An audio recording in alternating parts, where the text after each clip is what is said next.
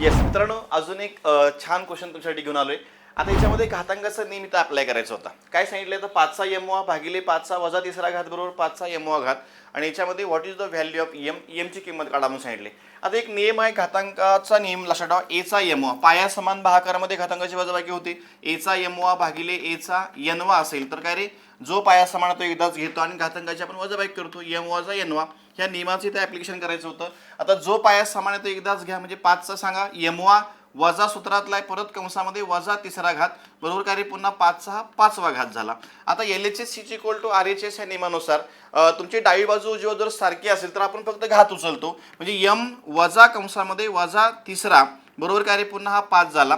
परत काय रे, गुणाकाराचा नियम आहे, वजा गुणिले वजा अधिक, म्हणजे यम अधिक काय रे तुमचा इथे 3 बनला आणि बरोबर 5 असेल. परत पक्षांतर करा, यम बरोबर काय असणार आहे 5 वजा 3, म्हणजे what is the value of यम. मला यमची किंमत काय मिळणार आहे 2 मिळणार आहे. आणि तुम्हाला दिसते ऑप्शन नंबर 1 मध्ये. अशाच एक्झाम ओरिएंटेड क्वेश्चनसाठी व्हिडिओ लाईक करायचं आहे, शेअर करायचं आहे, चॅनल सबस्क्राईब करायचं आहे. धन्यवाद.